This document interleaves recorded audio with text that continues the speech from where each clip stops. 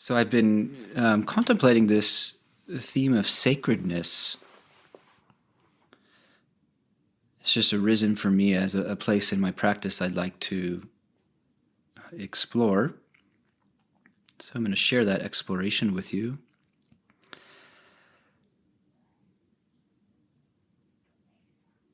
I want to talk a little bit about ness, N-E-S-S. I've never looked up like the etymology of ness, like of sacredness or emptiness or happiness. But I think of ness as a non-substantiator. It's like it undermines the quality that it's something that we can grasp and relate to as some fixed object. So we can align our thinking with Zen when we think of everything as ness. It's cupness, it's headacheness, it's cheeseness, it's computer screenness, as a non-substantiator. And especially as we talk about qualities of practice, as soon as we make something into an existent, then we've lost the point of Zen. On the other hand, if we cling to the pole that nothing exists, so let's not talk about anything because it's all some mass of nothingness, that's silly and that's not Zen either. So ness helps us. So sacredness. I did look up a little bit of the etymology of that, and the roots, to me themselves, it's just circular. The roots also point to more. The roots point to more roots, to less conclusions. So to consecrate, to make holy. So holy too is another word. And I didn't go into the etymology of that. I think it has something to do with whole, wholeness. So what do these words point to? Now, in a sense, we don't need to know what they point to. It's not important that we can define what something is. It's okay if it's undefinable. Things don't exist simply by the virtue of our defining them. On the other hand, when you define something, it can pop out. It can stick out. It can catch your attention. So there is some merit to naming this thing, this experience called sacredness. So what can be named or defined does not exhaust what exists or what is experientially real. So as we explore this, if we can't define sacredness, that doesn't matter, actually. Maybe it's enough that we say sacredness and let that just float in the air and have some effect. So we may not be able to define it, and we may not be able to touch it. And interestingly enough, for most of us, sacredness is more experientially real than a lot of things that we take as hard facts of reality, or things that we just assume are real, like subatomic particles, or epigenetics, or carbon dioxide. I bet that most of us have never directly experienced those things. And only recently have we attested to their existence. But sacredness, cultures everywhere, as long as there has been time, have attested to that.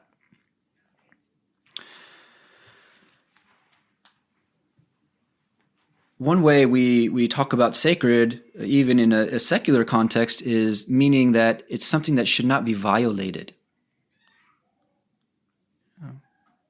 We could even say a recipe is sacred. You shouldn't violate it. Don't change the amount of butter. Or some principle that is deeply meaningful to us, the sacred cow. People know what that's about. In India, the cow is regarded as a divine creature. So sacred often means we should respect something's nature or not take it outside of its proper or native context. It should not be misused for some reason, or at least there's some reason given. Something shouldn't be criticized. Or we might say childhood is sacred.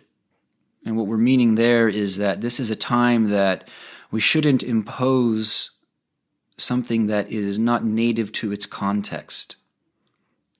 Let's respect the sacredness of childhood.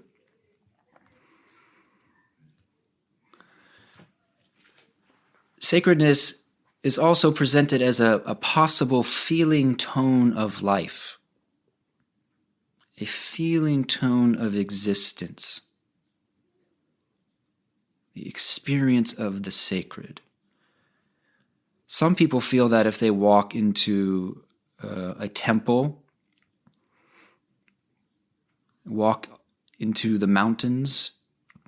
I sometimes experience that when I walk into record stores or a place that has really good pizza. A feeling tone of life, sacredness. But how is that feeling tone different from excitement or from joy or, curiosity? Sometimes we can contour something, get some sense of what it is by looking into its opposite. What do we mean when we say something is profane or when something is ordinary? It's just an ordinary park, an ordinary meal, an ordinary period of meditation. What are we pointing to then? Maybe right there we're implicating that we know there's such an experience as the sacred. We know that because this is ordinary, and the sacred is our reference point. If you think about that, what's the opposite of sacred to you? What qualities indicate the opposite of sacred? I was thinking that perhaps the opposite of sacred is a sense of cheapness or valuelessness to experience. When we experience one experience of sacredness that is often arises for people, somewhat ubiquitous in the course of meditation practice, is an experience that everything is sacred. Everything is sacred. It's some sense that there is some ineffable value in all the myriad presences within and without. It's different than walking in and out of a church. This is the experience of everything is that. In contrast to the everyday experience of this is just a pen.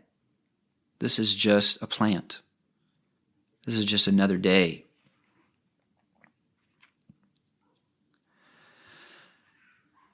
So with the experience of sacredness, is it a presence or an absence?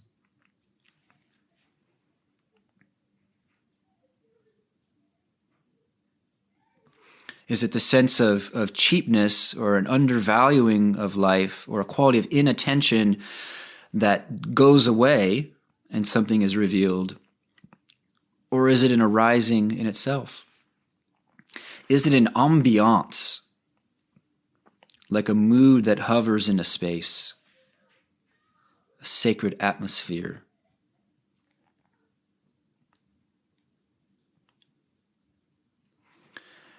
I asked somebody about sacred recently. I asked them, do you relate to that word and what do you make of that? And they said something like, well, when I meditate, I feel more intensely present, and that's what I correlate with the quality of sacredness, an intensification of life. The details pop out. I think there are lots of interesting studies that show that a very small bandwidth of the actual spectrum of light and vibration that hits our senses, a very small spectrum of that, first of all, is able to be detected and even less able to be processed because of both physiological limitation and also limitation of cognition. But sometimes we have an intensity of existence. People in the past, it was not a special thing to be aware of other dimensions of existence interpenetrating with ours. Now we're very skeptical of that. We think people had magical thinking.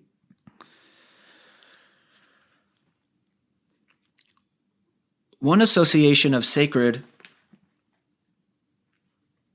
one thing we mean is that the sacred experience or the sacred way of perceiving is that something is connected to something that transcends its context. So it's not just a plastic bottle in the lot on Killingsworth. The bottle is that, but it's more than that. It's not just that.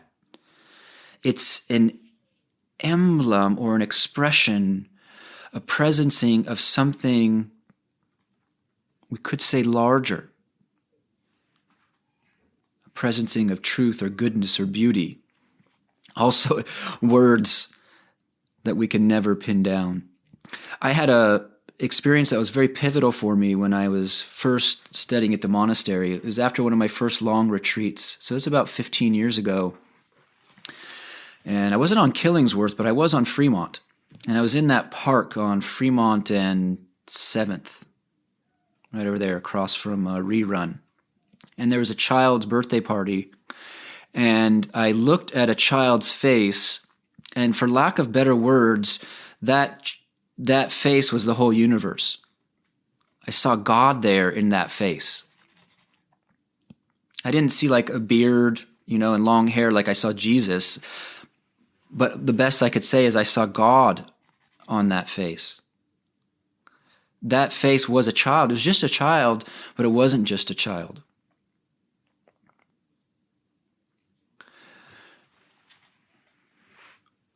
One of the specialties of Zen Buddhism is an appreciation that we make things sacred through quality of attention.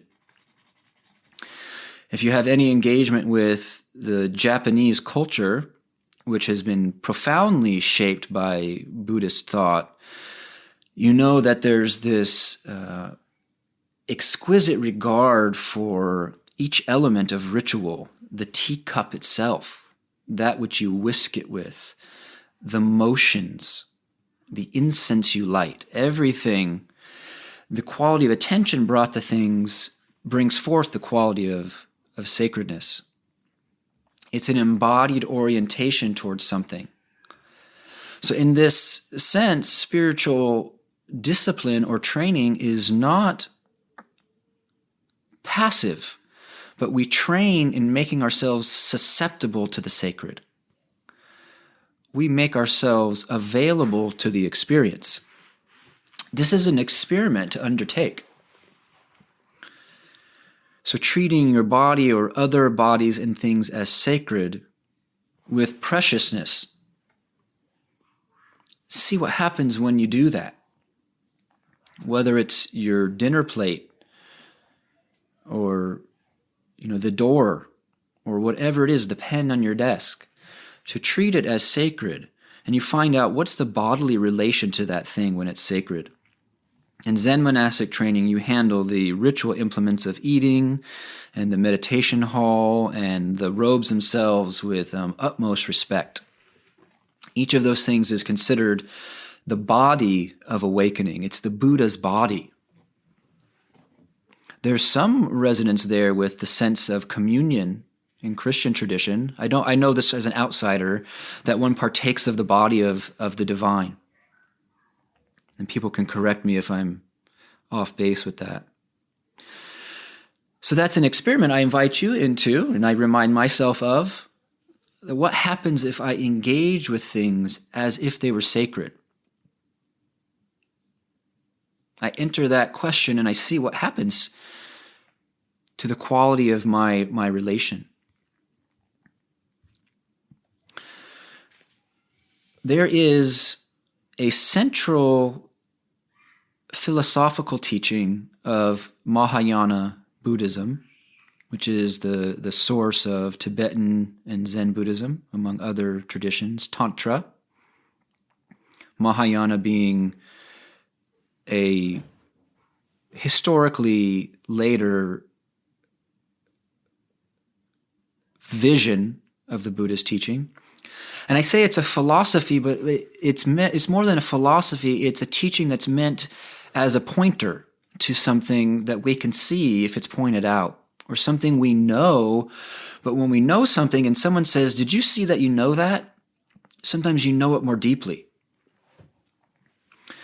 So this is the teaching of the three kayas, the three bodies of Buddha.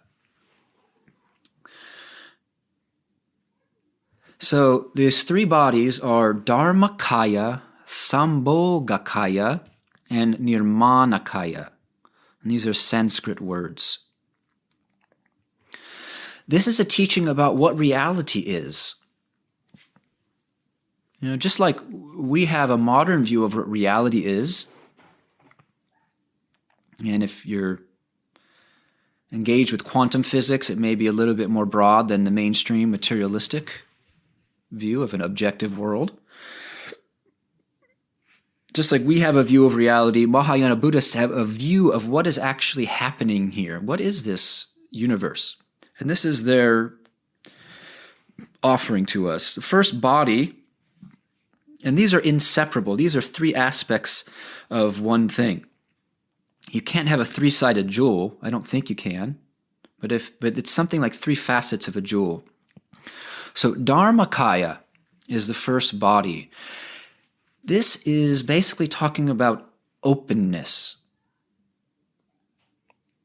As we were meditating, I was inviting you to tune into the space that surrounds you and interpenetrates you. This space, which is everywhere, all of us exist in a temple of space, a temple of sky, even if there are walls. This space is that within which happenings happen. That is the very quality of openness is what allows anything to happen at all. I asked a rabbi a question when I was younger. And I said, well, if there's a God, who created the space for God to arise in the first place? This was a really juicy question for me as a 7-year-old. At the time, I didn't realize it's a profound koan. It's a profound spiritual question. When you think of the notion of origin or creator God, well, how did that guy get there in the first place? What made it possible for that being to be there? We're asking about, is there a beginning to reality? And Dharmakaya says, no. This openness is unending. It's never started. And further, that's your mind. Each of us in bodies is partaking of this primordial and timeless field in which something can happen. That's Dharmakaya. Then Sambhogakaya, I want to translate Dharmakaya. So Kaya is body, and Dharma means truth or essence. We could take some liberty. So Dharmakaya means body of truth. It's the dimension within which possibility is possible. Then we have Sambhogakaya. And this is translated as the enjoyment or the bliss body.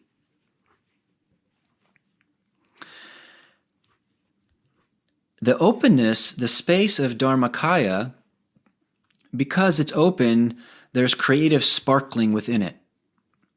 There's light within it. We don't know why. It has no beginning, but there's space, and because there's space, there's light. It's actually the reverse is true. Because there's light, there's space. As human beings, that creative sparkling or sparking that is omnipresent, because of our biological hardware, we experience that as awareness, as cognition, as presence.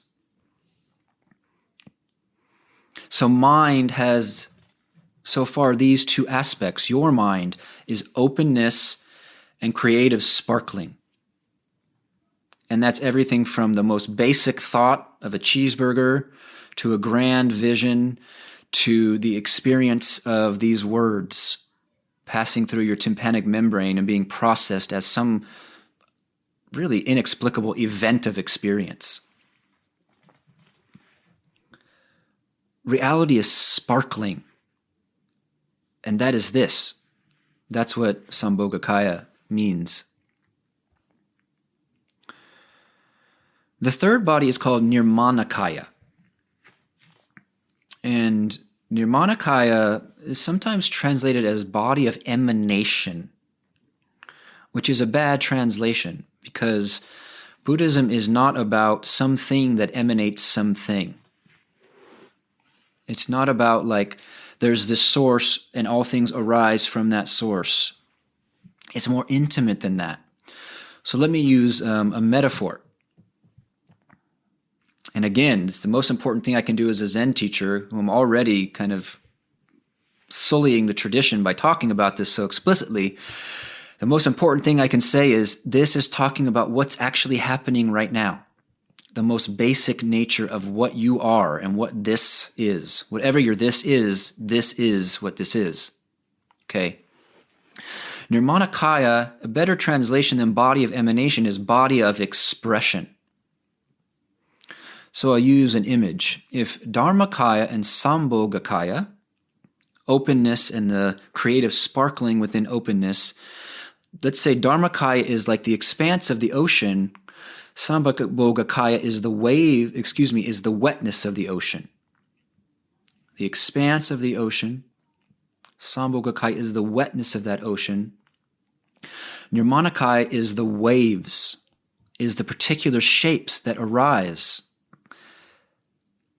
with never being separate from that ocean and its wetness, that space and its creative sparkling. So you could say all things are waves of Buddha. All things are waves of this openness illumination. All things are shapes of the ungraspable mystery of awareness. You can't grasp a wave. You try to, but then it recedes into the water. But yet there was a wave.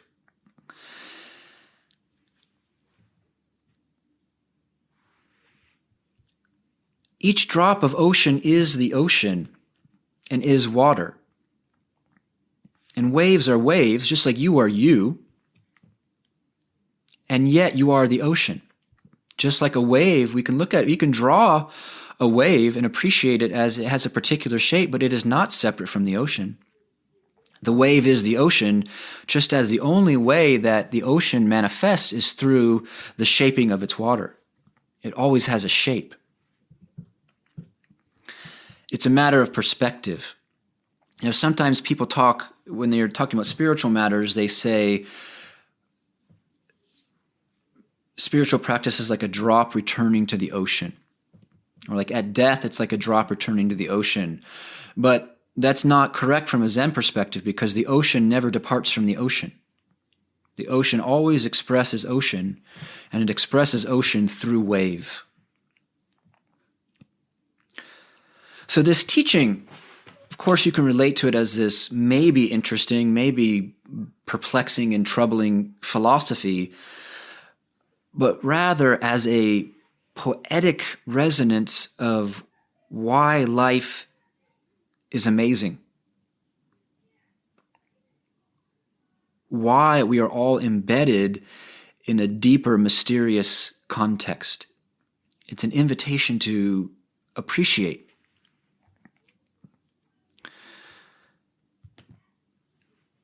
we could say that sacredness is not about an object or an experience. It's not like if, someone gave you an ancient what's-it from wherever, then you would experience sacredness.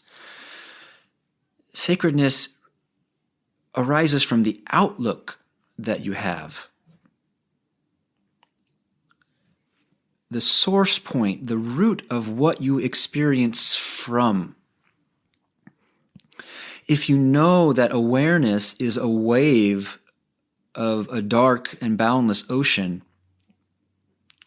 then what you are aware of is experienced differently than if you just kind of in an ordinary way feel like there's some hard objects out there that I like or I dislike. So sacredness is an outlook, a way of seeing that is rooted in connecting to the basis of mind.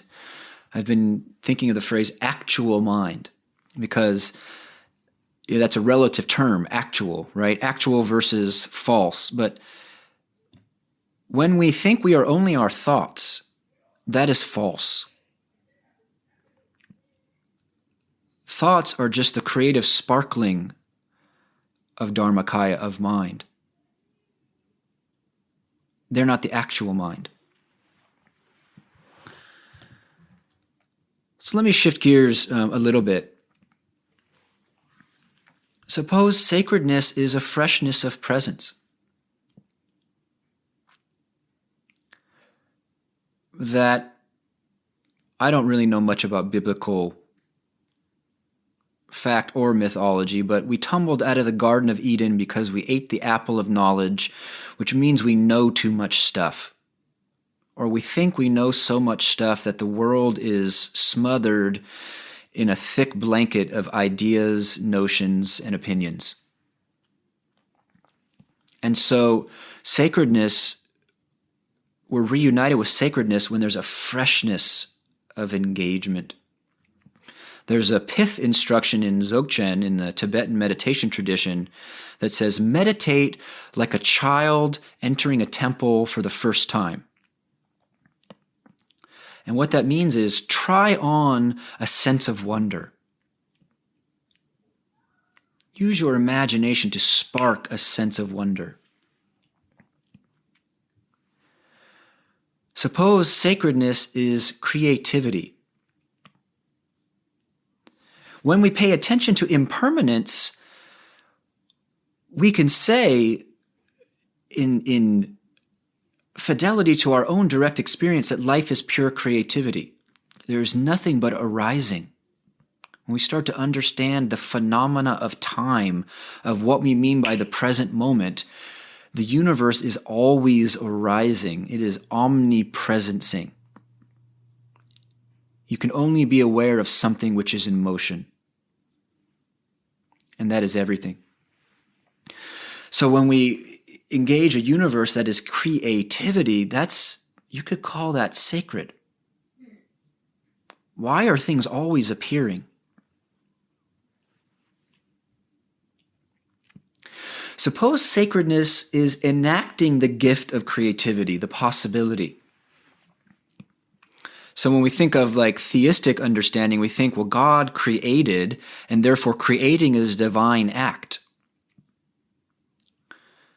So the artist or the musician or whoever is the inventor is engaging the sacred gift of creativity. Yes, and we are always doing that. We're always making stuff up.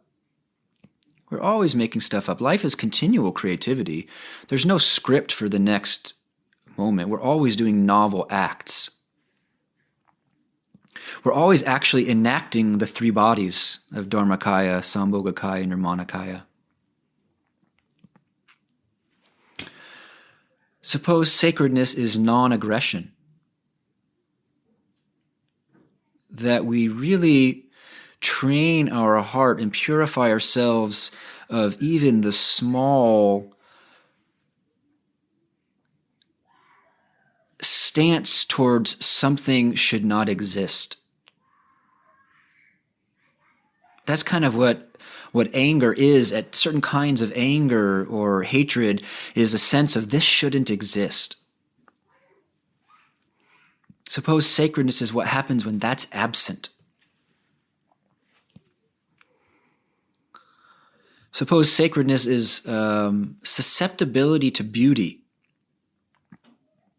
How is it that some people are susceptible to beauty in a sunset and others in a Porsche?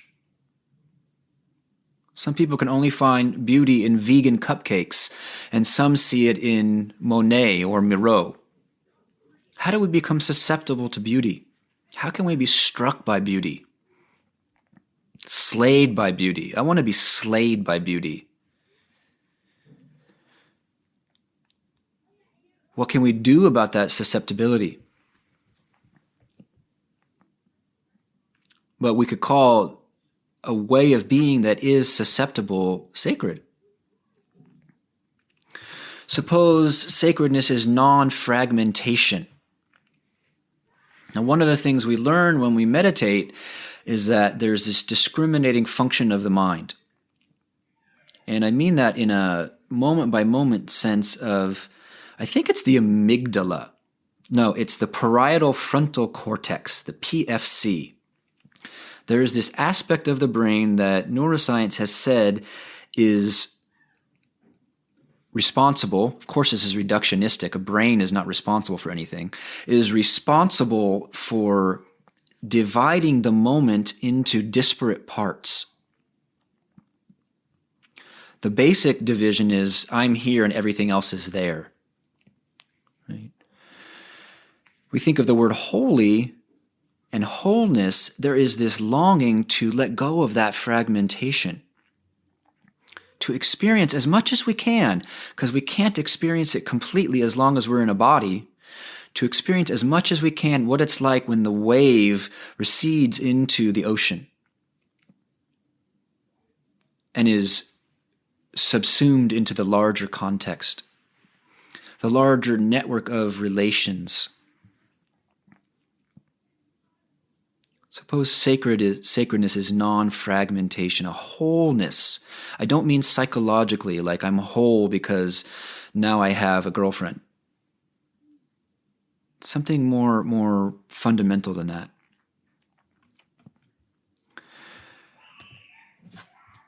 I'm winding down here.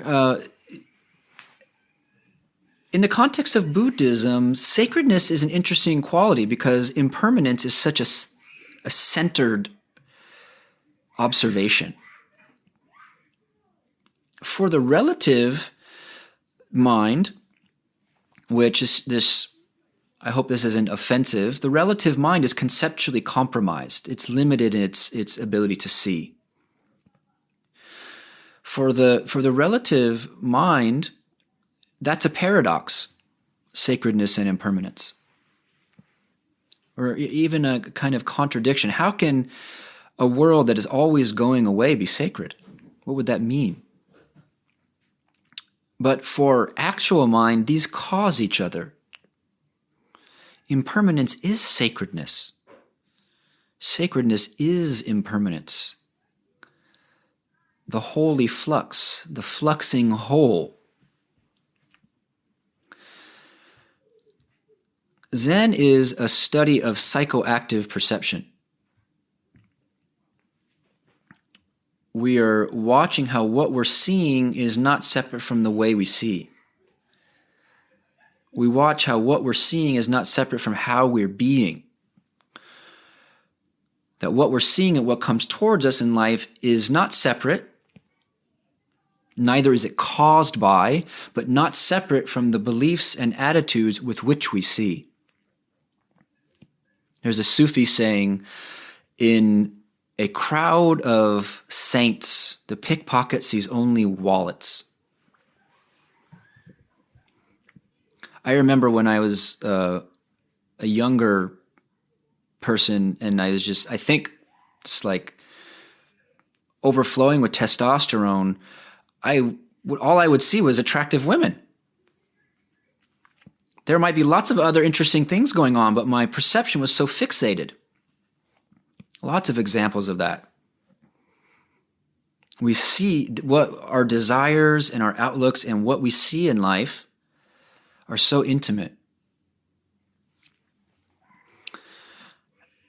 I talked last week a little bit about imagination. There's a fallacy that one can relate in life towards just the facts. You know what a fallacy is? A fallacy is like a belief that's false, essentially. There's a fallacy that one can relate just towards the fact of life. That is, that we can just be rational, and that rational perception is not flawed or limited. It's a sense of I believe what I can see, or rather I act from a place of no belief. I'm an atheist. I've never seen God. You can't prove him to me. Therefore there isn't one.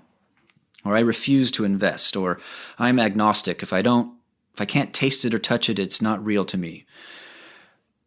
But this too is just a belief. This too is a belief I believe. It's a fallacy that one can relate just towards facts. So we're always seeing through some image. We always have some outlook, a notion of what and how the universe is. You could say we have many outlooks within us, at least in potential. So that the world is just stuff, plain as day, is an outlook. It's a belief and a vision that tends to confirm itself. And likewise, that the world is sacred is an outlook, a belief, a vision that tends to confirm itself. And the question for us as practitioners of this psychoactive discipline of Zen is, what's the most enlivening and satisfying way to use the mind? What's the most enlivening and satisfying way to use the mind? And so we're invited into the way of sacredness, whatever that means.